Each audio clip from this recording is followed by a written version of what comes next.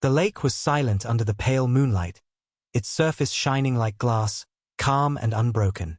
The wooden bridge stretched across the water, strong and steady, the man's favorite place to sit, to fish, and to watch the sun rise and set. For years, that bridge had been more than just wood and nails to him. It had been peace, it had been home.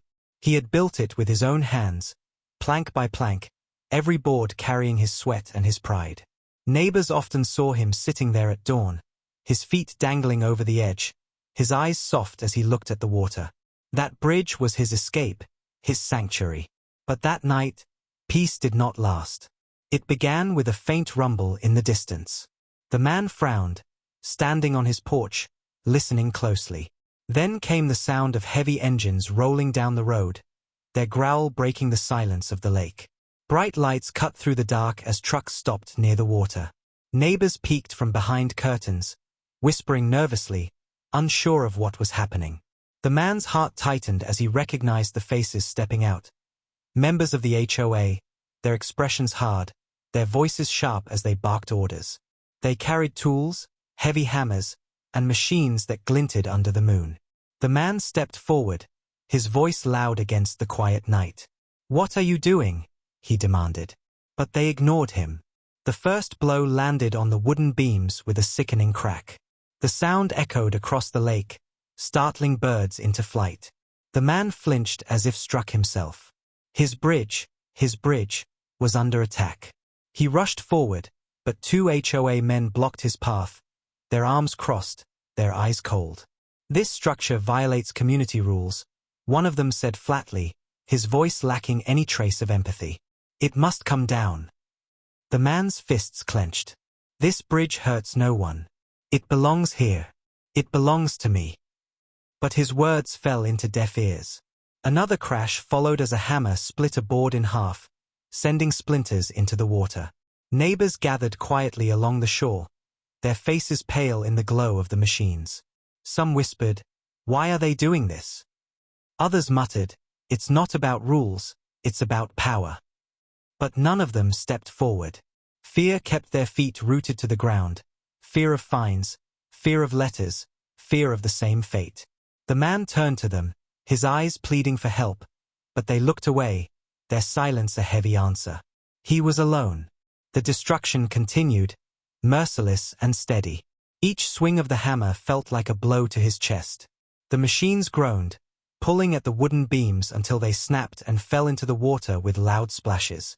The man shouted, his voice raw, "Stop! This is my home, my memory."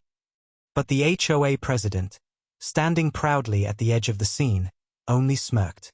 "Rules are rules," she said coldly, folding her arms as if she were a queen watching over her soldiers.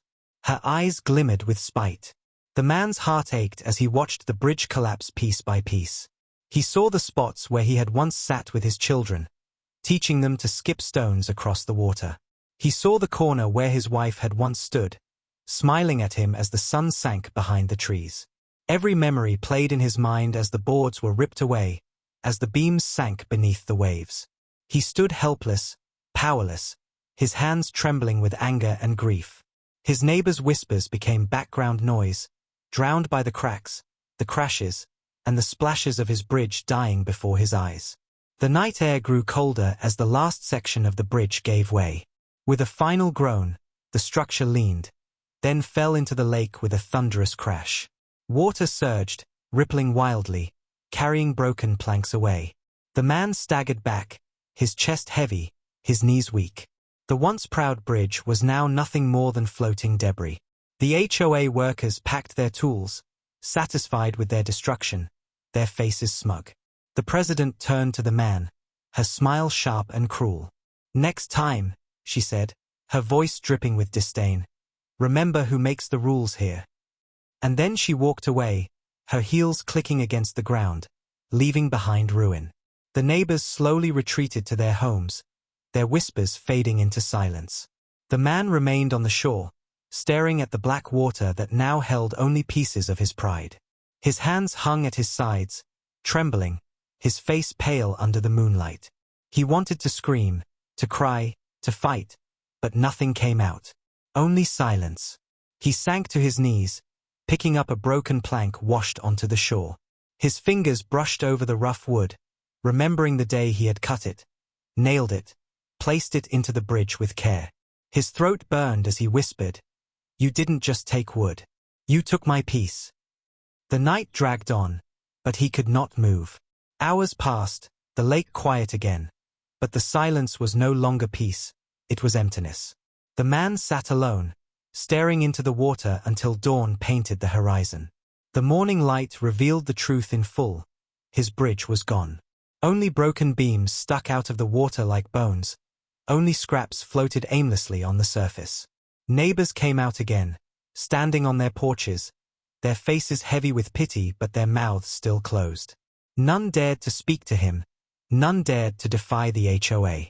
He stood finally, his body heavy but his eyes sharp. In that moment, something shifted inside him. The pain remained, but under the pain was something stronger, something sharper, anger. Not the kind that fades with time, but the kind that grows, that waits, that plans. He looked at the water, at the dam far down the lake, its walls strong but its secrets known to him. A dangerous thought sparked in his mind, faint but glowing, like the first spark of fire in dry grass. He clenched the broken plank in his hand and whispered, "They think they've won. But they've only started a war." The sun rose higher, shining on the empty lake where his bridge once stood. The man turned his back to the ruins, his shoulders squared, his jaw tight. They had destroyed his memories out of spite. But soon, the same lake they thought they controlled would become his weapon. And when it did, their resort, their pride and joy, would drown in mud.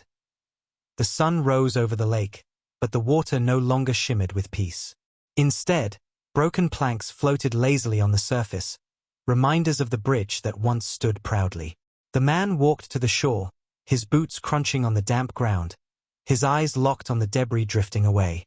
He bent down, lifting a piece of wood, and his heart sank as he traced the nail marks still visible. This wasn't just lumber. It was history. It was his work, his love, his escape. He clenched the plank tightly until his knuckles turned white. Then threw it back into the lake with a splash. Behind him, a few neighbors stood quietly, pretending to watch the sunrise, but their eyes were on him. They wanted to say something, to show sympathy, but fear chained their tongues. The HOA's shadow was long and heavy, and no one dared to cross it. As the day grew brighter, the HOA trucks returned to collect what little remained. Their men hauled broken beams onto trailers, laughing among themselves as if destroying a man's peace had been sport. The HOA president arrived shortly after, stepping out of her shiny car with her perfect smile. She strutted toward the lake, her heels clicking against the pavement, surveying the destruction like a queen admiring conquered land. "Looks much better now," she said to no one in particular, loud enough for the man to hear. "The lake view is cleaner. The resort guests will enjoy it." Her words pierced him like knives. He turned to face her, his eyes burning, but she only smirked. "Remember," she said coldly, "you don't own this place. We do." Then she walked away, her laughter mixing with the growl of the departing trucks. The man stood still, his fists shaking, his chest heavy.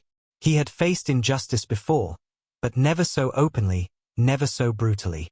His neighbors retreated into their houses, shutting doors and pulling curtains. Alone, he stared at the water again, but this time his gaze drifted further, toward the dam at the far end of the lake. It stood like a giant wall, old but powerful, holding back millions of gallons of water. He had fished near its base countless times, exploring the rocks, learning its shape, even discovering a hidden lever once used to release excess water. His mind replayed the memory clearly, the sound of the heavy metal groaning, the sight of the water churning as it rushed free. Now that memory returned with new meaning. For hours he walked along the shore, his thoughts dark and focused. Each step carried the weight of anger, but also the spark of an idea that grew larger with every heartbeat. The HOA believed they had control, that their resort sitting proudly on the lake's edge was untouchable. But what was a resort without a lake? What was their pride worth if the water they depended on vanished overnight? The man stopped, staring at the reflection of the resort in the lake. Boats floated near the docks, guests lounged on balconies, and the president's pride glowed brighter than the morning sun. His jaw tightened. "You took my bridge," he whispered. "But this lake will take yours." That night he returned to the shore, the air cool and quiet, the moon casting silver across the water. He walked slowly, carrying only a lantern. The houses were dark, but he knew eyes were watching from behind curtains. Neighbors who had once been silent felt the tension in the air. They saw his determined steps, the way his shadow stretched long toward the dam. Some whispered, "What is he doing?" Others murmured, "He won't, he can't." But deep inside, they knew something had begun. The man reached the dam, the giant wall towering above him, its stones worn by time. He ran his hand along the cold surface, finding the lever hidden in the shadows. His fingers curled around it, his grip tightening as he closed his eyes. He could almost hear the echoes of the bridge collapsing, the laughter of the HOA, the cruel smile of the president. His chest burned with rage. He didn't pull the lever that night. Not yet. He stood there for hours, the lantern flickering, the water pressing behind the wall, waiting for his command. His mind battled between caution and vengeance, between fear and justice. But as the moon dipped lower and the silence deepened, his decision hardened. He turned back toward the shore, his step steady, his heart heavy with resolve. This was not over. The HOA had shown him their cruelty. Now, he would show them the strength of the very lake they thought they owned. When he returned home, he found his wife waiting at the door, her face pale with worry. She had heard the trucks, seen the destruction, felt his absence in the night. "What are you planning?"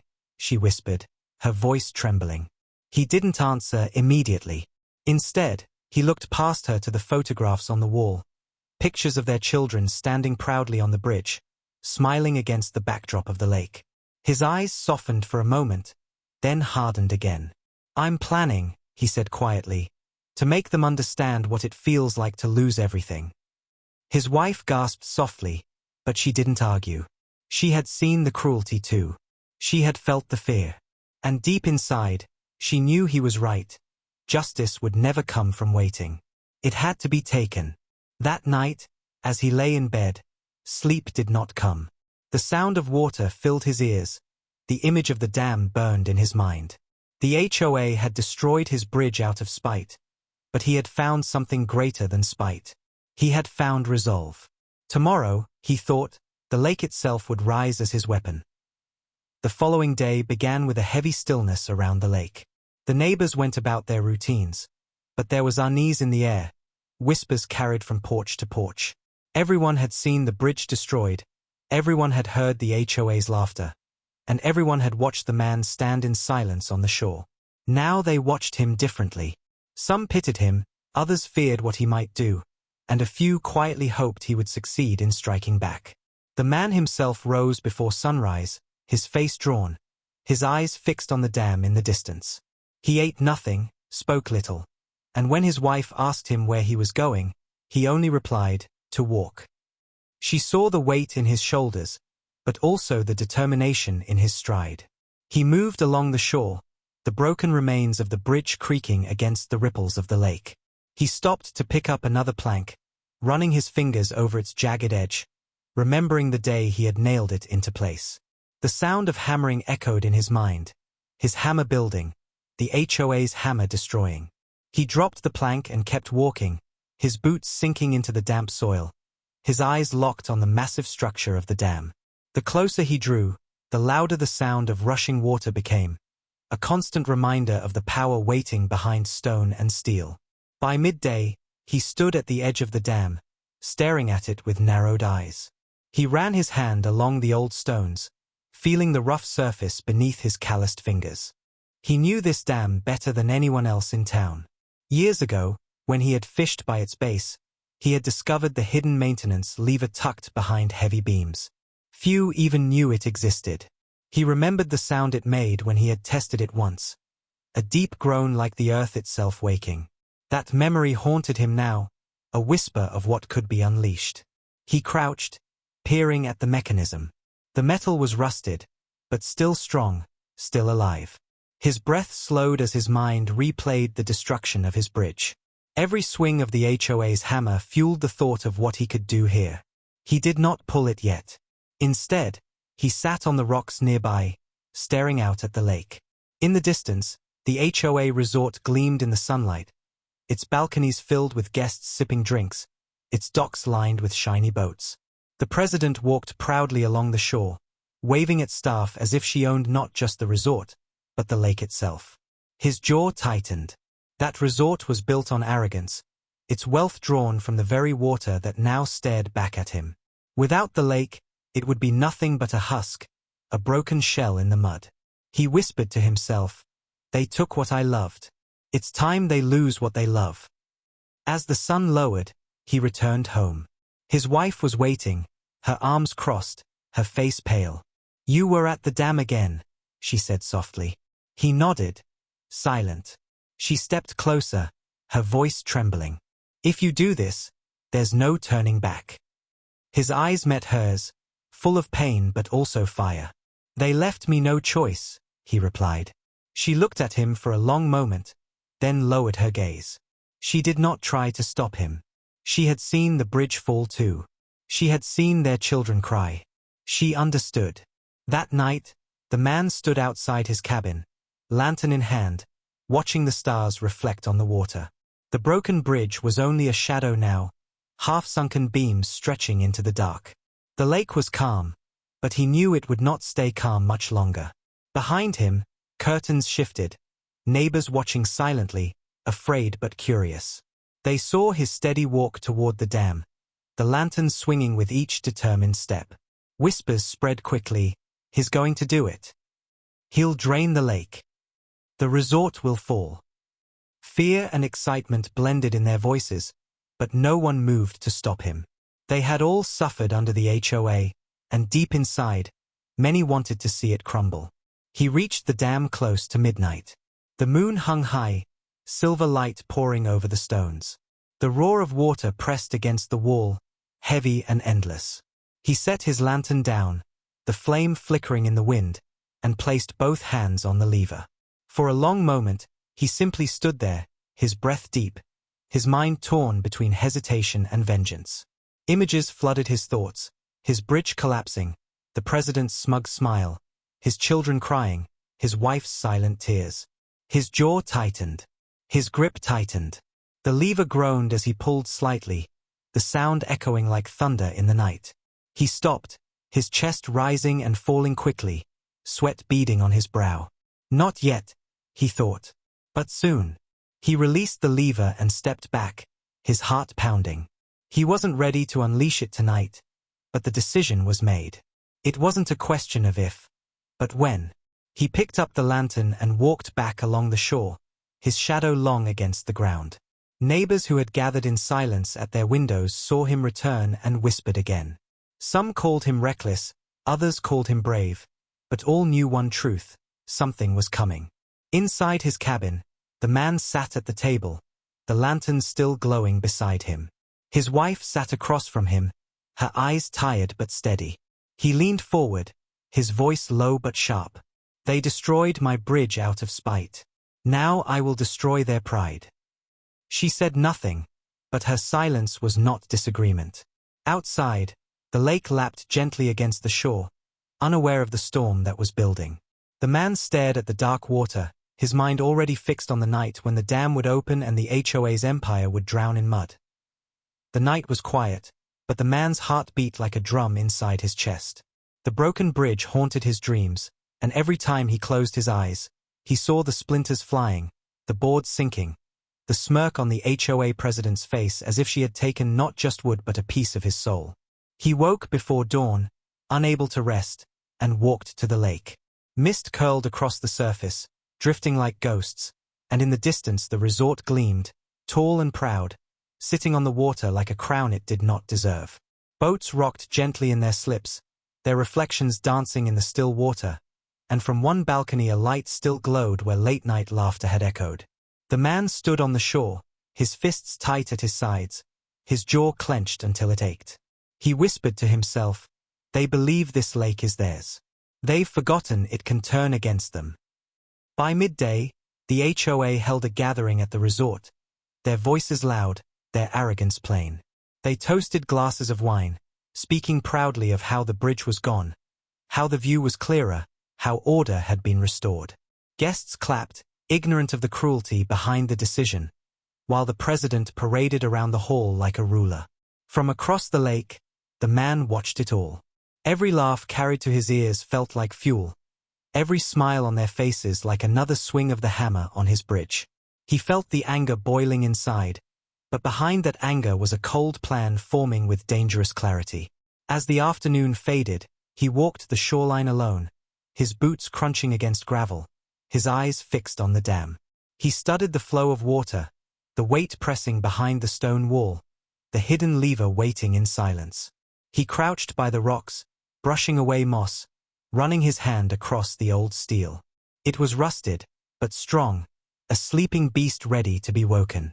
He closed his eyes and imagined the roar of water rushing out, the lake draining away, the resort collapsing into mud.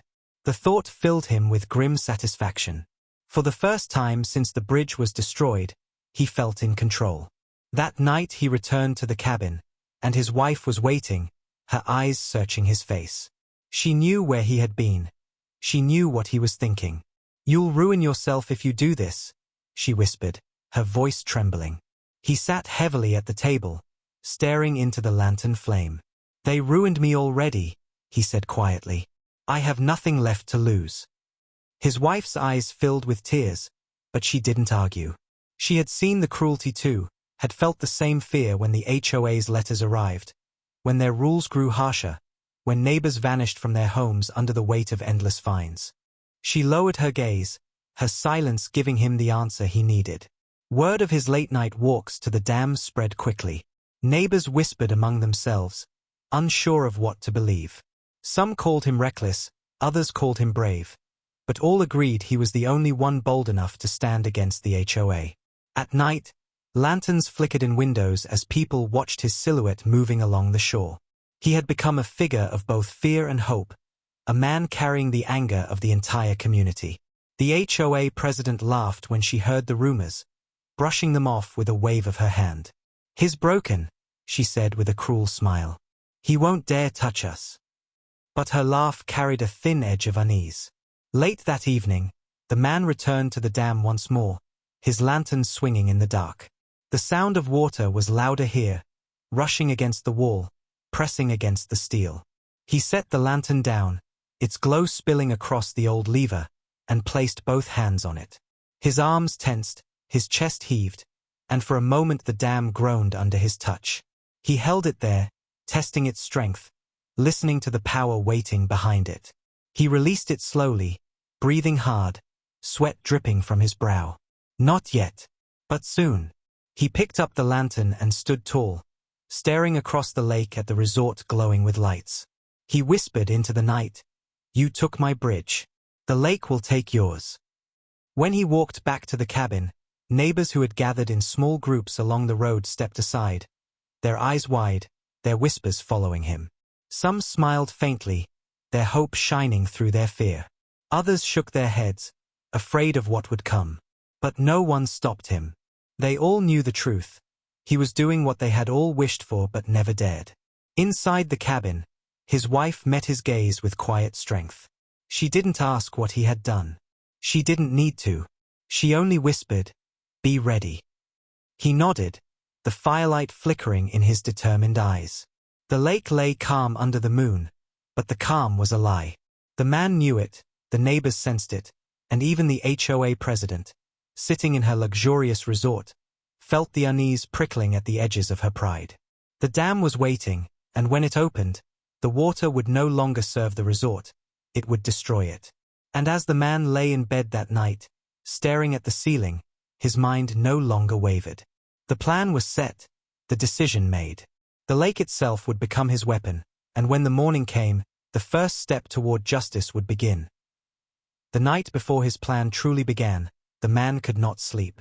He sat at the small wooden table in his cabin, the lantern's flame flickering and throwing long shadows across the walls. His wife had gone to bed, though she lay awake in silence, knowing he was planning something that could not be undone. He stared at the broken planks he had salvaged from the bridge, laid out like pieces of a corpse. Each one told him a story, the laughter of his children, the quiet evenings with his wife, the peace of mornings by the water. Now those memories were ashes in his heart, stolen by the arrogance of the HOA.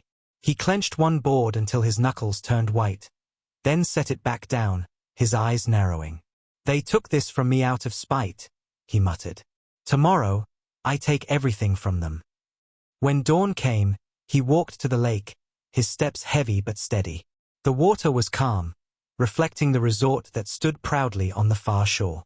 Balconies glittered in the sun, boats rocked lazily by the docks, and the HOA president strolled across the pier with the confidence of a ruler surveying her kingdom. The man watched from a distance, his jaw tight, his heart burning. She had taken his bridge to feed her pride, but soon her resort would stand on nothing but mud. He turned away, heading for the dam, his boots crunching on the gravel path, his lantern swinging by his side even though the morning light was bright. At the dam, he studied the lever again. The metal was old but strong, the weight of the lake pressing against it like a beast waiting to be unleashed. He ran his fingers over it, feeling the grooves, remembering the deep groan it made when he had tested it. He crouched by the edge, watching the water swirl below, imagining it rushing out in a roaring flood. His chest tightened, not with fear but with anticipation. He knew what would happen: boats stranded, docks collapsing, the resort left standing on cracked mud, its wealth drained along with the water. The thought gave him strength. That evening, as the sun sank and painted the lake red, the man returned to the shore of his cabin. Neighbors stood on their porches, their eyes following him, their whispers louder now. Some said he was mad, others said he was brave, but all of them knew something was coming. One old neighbor called out softly, "Be careful." The man turned his head only slightly and replied, "Careful is what let them rule us. No more." His words carried through the still air, silencing the whispers for a moment. Night fell, and the resort came alive with lights and music. The HOA was hosting a grand party, laughter echoing across the lake. Guests danced, glasses clinked, and the president's voice carried above the noise as she boasted of her victory over the bridge. The man stood at the dam, lantern flickering beside him, his hands gripping the lever. He could hear the water pressing, could feel its power beneath his feet. The sounds of the party only fueled his resolve. Each laugh across the lake felt like a knife, each cheer another reminder of what he had lost. He pulled slightly, testing the weight, and the dam groaned in response. His heart pounded as the sound echoed into the night. He paused, breathing hard, sweat dripping from his brow. He looked back toward his cabin, where his wife stood at the door, a faint silhouette against the lantern light inside. She did not call out, did not stop him. Her silence was permission, or perhaps surrender. He turned back to the lever, his grip tightening once more. He whispered to himself, "They took my peace. Now I take their pride." The dam shuddered as he pulled harder, the water roaring louder behind the wall, straining against the gates. The sound filled the air, a warning of what was about to come. The man did not unleash it fully that night, but he left knowing the decision was sealed. The lake was his weapon, the dam his sword, and the HOA his target.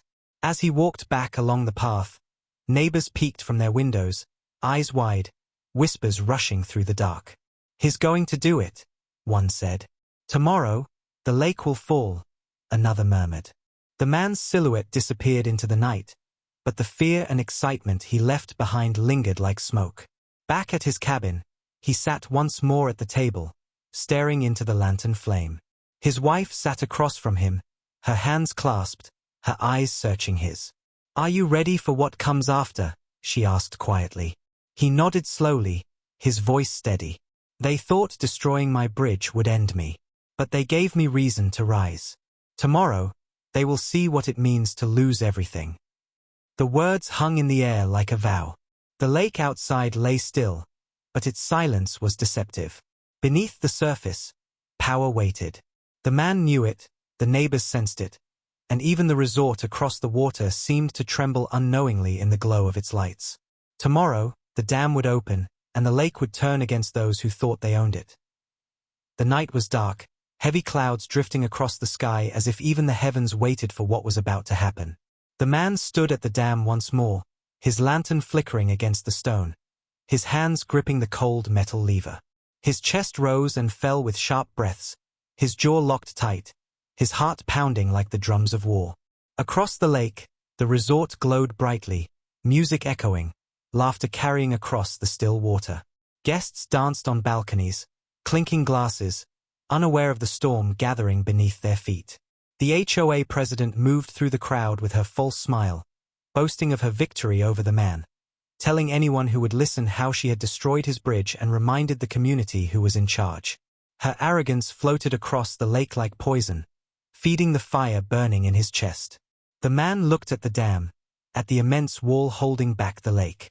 He placed both hands on the lever and pulled slowly. At first, nothing happened but a groan of metal grinding against metal. Then, with a deep shudder that rattled through the ground, the gates creaked open a fraction. A hiss of water burst through, spraying mist into the night air. His lantern flame flickered violently, nearly going out, but his grip only tightened. He pulled harder, muscles straining, sweat dripping down his back. With a sudden roar, the gates gave way, and water surged through like an untamed beast set free. The sound thundered across the valley, echoing into the night. The calm lake shivered, ripples racing outward as the level began to drop. The man stumbled back, his eyes wide, his chest heaving, as he watched the water pour from the dam in torrents. It was louder than any storm he had ever heard, the ground vibrating beneath his feet. The power of the lake was no longer contained. It was his weapon now. He stood tall, his silhouette lit by the lantern and the silver glow of the moon, watching the flood rush forward. Across the lake, the party at the resort faltered. At first, guests thought it was thunder.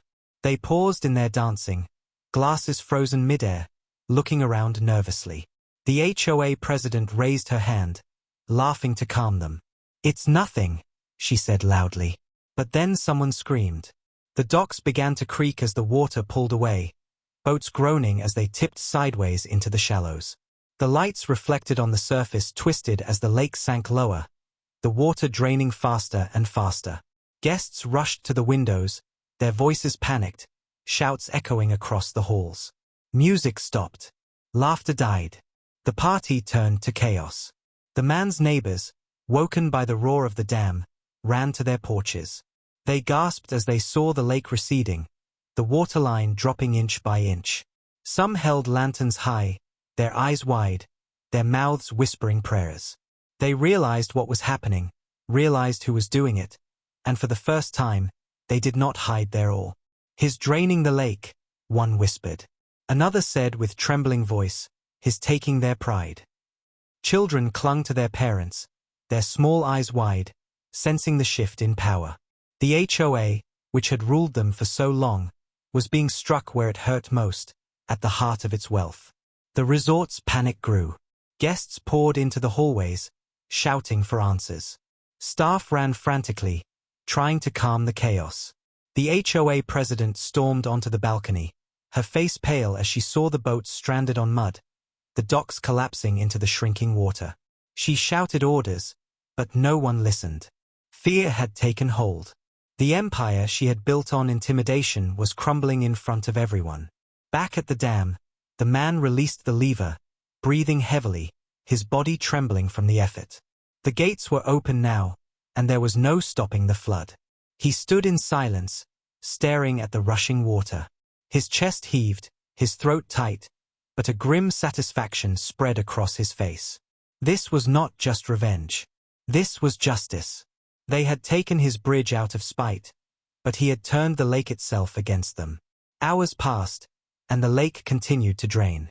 The man walked back along the shoreline, lantern in hand, watching as mud cracked where water once shimmered. Fish flopped helplessly on the drying ground, reeds bent in the new air, and the proud reflection of the resort disappeared into emptiness. Neighbors followed him quietly, forming a silent procession. No one stopped him, no one condemned him. Their eyes were full of awe, their whispers filled with respect. For the first time, they were not afraid of the HOA. They were watching its fall with their own eyes. By dawn, the resort was no longer a jewel by the water but a skeleton stranded in the dirt. Boats lay tilted on the ground, their paint chipped, their ropes slack. The docks collapsed in splinters, and the million-dollar view was gone forever. The HOA president stood at the edge of the mud, her shoes sinking into the filth, her voice hoarse from shouting. She looked across the lake and saw him standing tall, calm, his eyes locked on her. Her face twisted with rage, but there was fear too, deep and undeniable. She screamed threats, but the sound carried no power anymore. The neighbors, standing behind the man, did not cower. They smiled faintly, proud of the justice delivered. The man turned away, his shoulders squared, his jaw set. The resort was finished, the HOA's pride broken, and the lake itself had been his ally. As he walked back to his cabin, his wife waiting at the door with tears in her eyes, he whispered softly, "They destroyed my bridge. I destroyed their world." The sun climbed higher, casting its light on a lake that no longer shimmered with beauty but lay half empty. Its muddy bottom exposed like the bones of something long dead. The once proud resort that had towered above the water now looked awkward and broken, its docks hanging uselessly in the air, its boats stranded on cracked ground. Guests wandered in shock, dragging their luggage through the mud, their shoes ruined, their voices rising in angry shouts. Some demanded refunds, others cursed the HOA for failing to protect the paradise they had promised. Inside the grand hall, chandeliers still glowed, but the music had stopped, the laughter silenced, the air heavy with shame. The HOA president paced furiously, her face pale, her hair disheveled, her voice shrill as she barked orders at staff who no longer listened. Her kingdom had fallen overnight, and the man she had mocked now stood on the opposite shore, watching it all. The man's neighbors gathered behind him on the hill overlooking the ruins. They whispered in awe, pointing at the resort that had once been untouchable. For years, they had lived under its shadow, believing its wealth and influence could never be challenged. Now, in the bright daylight, they saw mud where there should have been water, broken docks where there should have been pride, and chaos where there should have been control. One neighbor muttered, "He really did it," while another said, "The lake belongs to us, not them." Their voices carried not fear, but admiration. The man stood silently, his arms folded, his face unreadable. He felt no joy in destroying the lake, but he felt justice in watching their empire collapse. Across the water, the HOA president spotted him standing tall with the neighbors at his side. Rage twisted her features, and she grabbed a megaphone, her voice screeching across the valley. "You'll pay for this. Do you hear me? You'll pay for every drop of water." But her words carried no weight. The neighbors laughed bitterly, some even shouting back, their courage finally breaking free after years of silence. "You already paid," one yelled. Another added, "You stole from us. Now look at you." The president's face turned red as she realized her threats no longer inspired fear. They sounded desperate, hollow, powerless. The man turned to the neighbors, his voice calm but firm. "They destroyed my bridge because they thought it proved their power. But the lake itself showed them who truly owns this place." His words spread through the crowd like fire. For the first time, they felt united, free from the weight of HOA intimidation. Mothers who had cried over unfair fines smiled through tears. Fathers who had felt humiliated stood straighter. Children who had whispered fears now laughed at the sight of adults stumbling through mud. The man's act had not only drained the lake, it had drained their fear. That afternoon, reporters arrived, drawn by the chaos of the ruined resort. Cameras rolled, microphones pushed forward, voices shouted questions. "Did you do this?" One reporter asked the man directly. He did not deny it. He looked straight into the lens, his eyes steady, his voice strong. "They destroyed my bridge out of spite. I turned the lake against their greed. Call it revenge. I call it justice." His words spread quickly, carried to every corner of the state. Headlines soon flashed.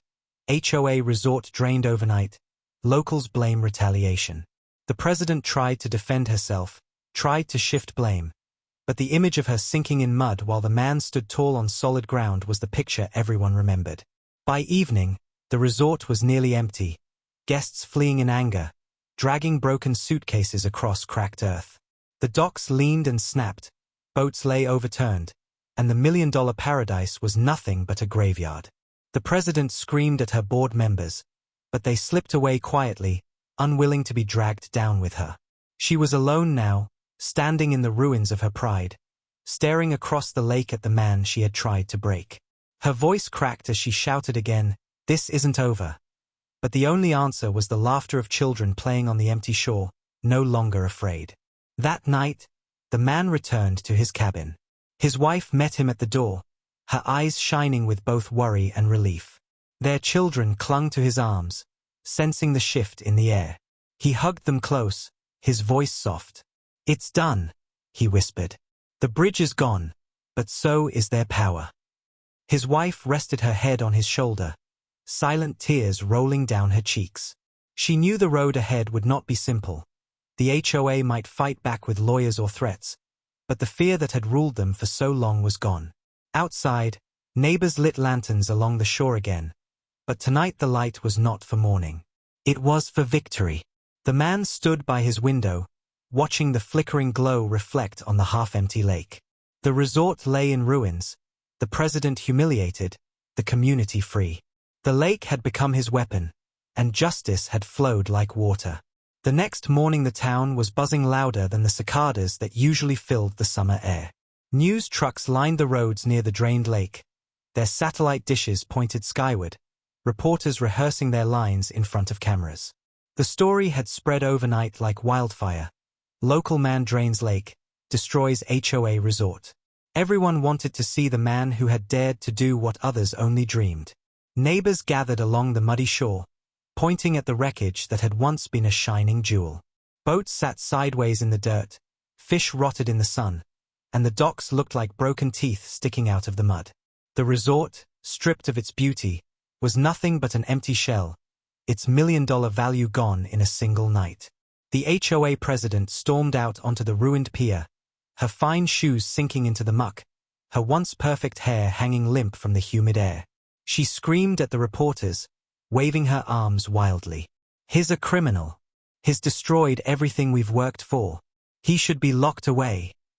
Cameras captured every second of her fury, her face red, her words tumbling over themselves. But the more she shouted, the more foolish she looked.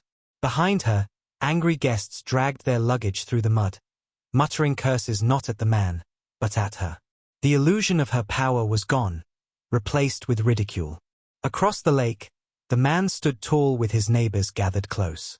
He wore no fancy clothes, only his worn jacket and muddy boots, but to the crowd he looked stronger than a king. Reporters rushed toward him, microphones thrust in his face. One asked, "Did you really open the dam?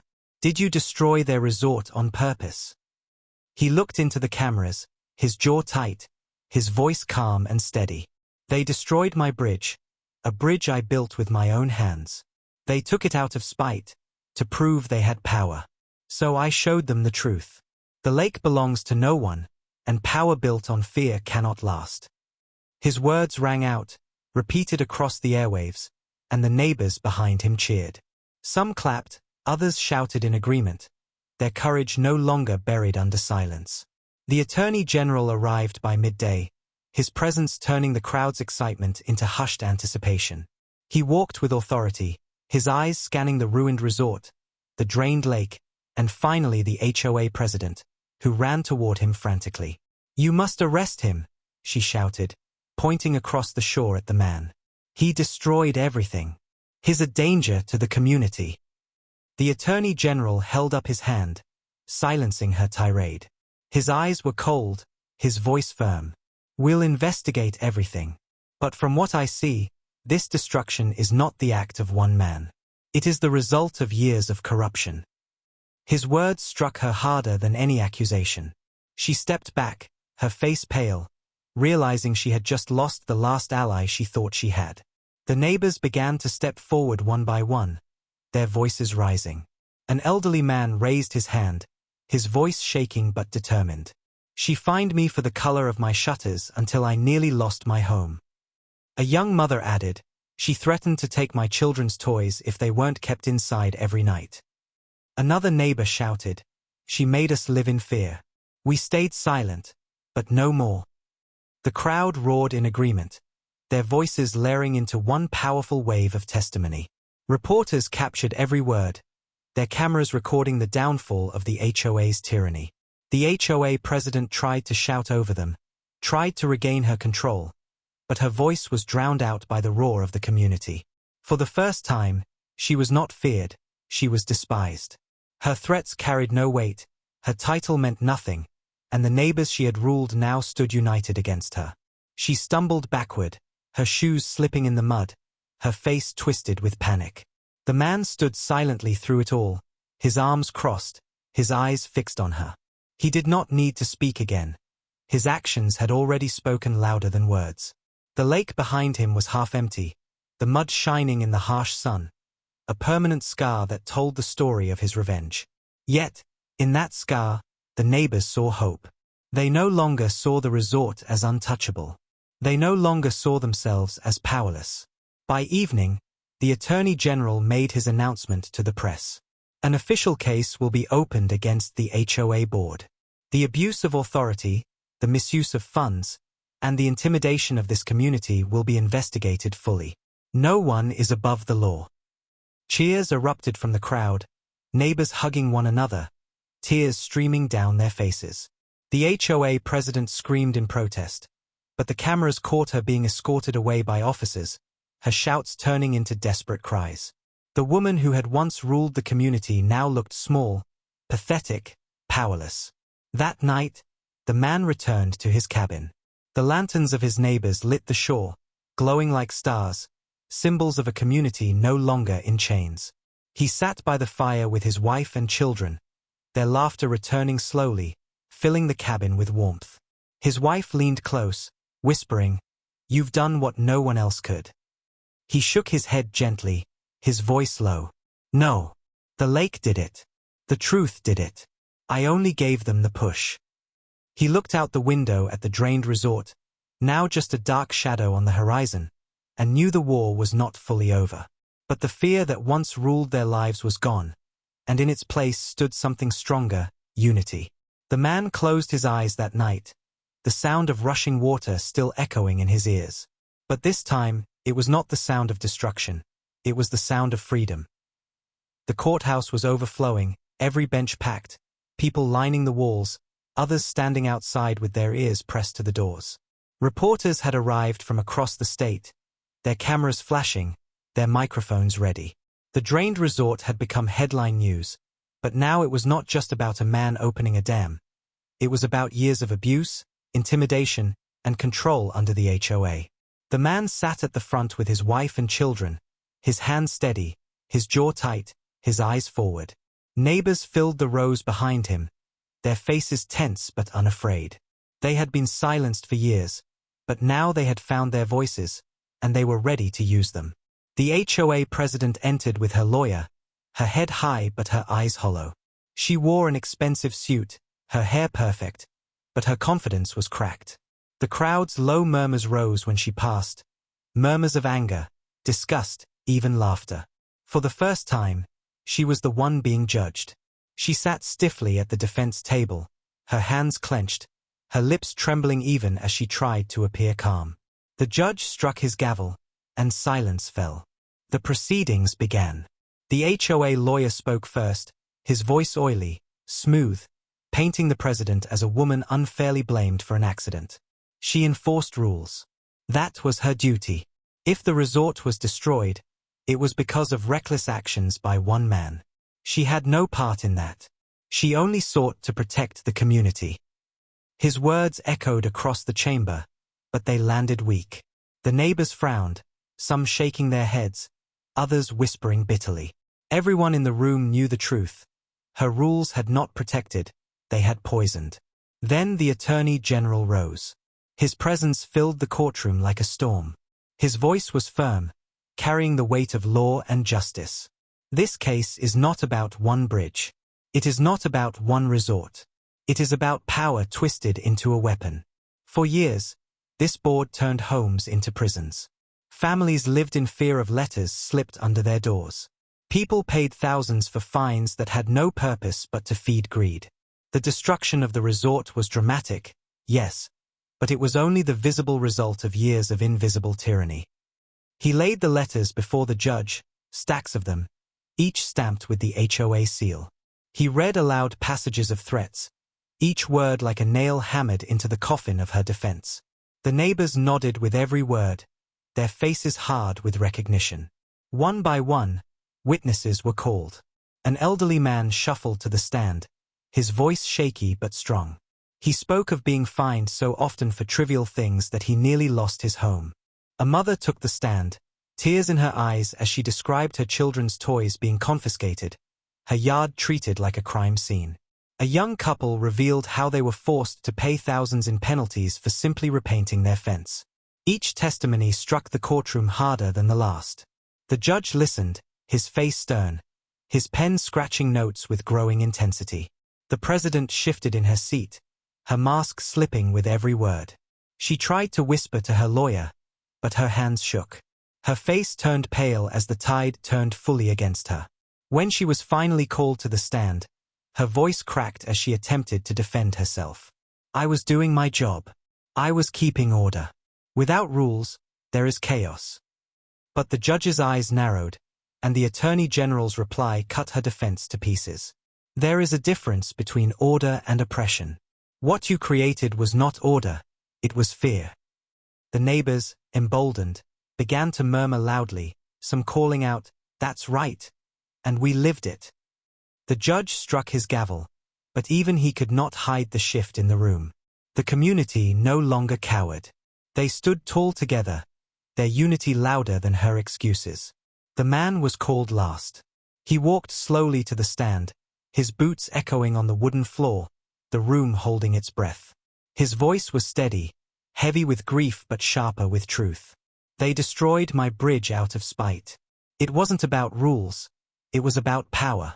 That bridge was mine, built with my hands, carrying the memories of my family. They took it because they could, because they wanted to remind me I was small. But I was not small. I opened the dam because I had nothing left.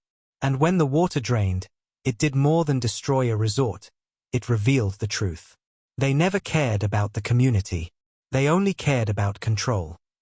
His words silenced the room, every face turned toward him, every heart pounding. He looked directly at the president, his eyes unflinching. You thought you could drown me in fear, but it was you who drowned in your own greed. The judge leaned back, his eyes heavy, his expression unreadable. He raised his gavel. This court has heard enough. Tomorrow, I will deliver my final judgment. The gavel struck, and the sound echoed like a drumbeat of destiny. The crowd erupted, neighbors clapping, some crying, reporters rushing to capture every reaction. The president shrank into her seat, her shoulders hunched, her face hidden behind trembling hands. She had once been untouchable. Now she was a figure of shame. Outside the courthouse, the community gathered on the steps, chanting, their voices united for the first time in years. Reporters swarmed the man, shoving microphones toward him. He spoke only one line, his voice low but powerful. Fear ruled us once. Tomorrow, justice will. The words spread like wildfire, printed in headlines, repeated in broadcasts, whispered with hope in every home along the lake. That night, the man returned to his cabin. His wife embraced him tightly, tears in her eyes. His children laughed softly, unaware of the full weight of what he had done but sensing the relief in the air. Neighbors lit lanterns again, their glow stretching across the drained shore, a symbol of victory in the making. The man stood at his window, staring at the dark resort in the distance. Tomorrow the verdict would come, but in his heart he already knew. Their fear had ended, and their freedom had begun. The courthouse was silent the next morning, though the crowd was larger than ever.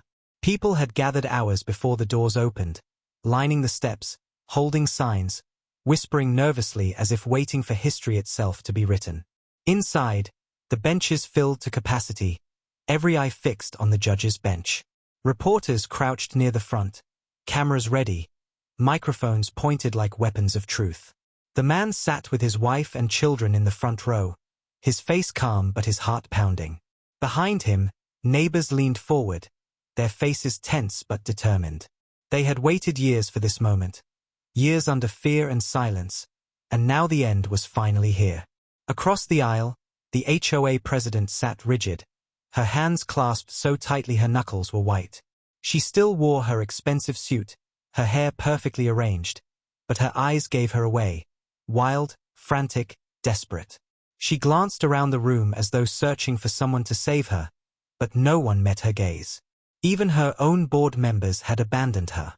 She was alone. The judge entered, his robe flowing as he took his seat. The gavel struck once, echoing through the chamber, silencing the whispers. His voice was steady and deliberate. This court has listened to testimony, reviewed evidence, and considered the voices of this community. The facts are clear. The HOA, under the direction of its president, did not act as guardians of order. Instead, it abused its power, instilled fear, and used authority as a weapon. Leadership is meant to serve, not to dominate. What I have seen here is not leadership. It is tyranny. Gasps rippled through the room, but the judge raised his hand, his eyes never leaving the woman at the defense table. He continued, his tone sharper now. You fined families into poverty. You threatened them into silence. You destroyed property not for safety or rules, but for spite. And when confronted with your actions, you showed no remorse, only arrogance. The destruction of the resort may have been dramatic, but it was only the final spark in a fire you lit long ago. This court finds you guilty of harassment, abuse of authority, and corruption. The gavel struck again, firm and final.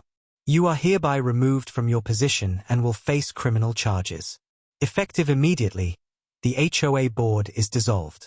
This community is free. The room exploded. Neighbors jumped to their feet, clapping, cheering, crying. Some embraced, others shouted in triumph. Reporters scrambled to capture every tear, every smile, every word. The man closed his eyes, his chest rising with a deep breath he had held for too many years. His wife clutched his hand, her face wet with tears of relief.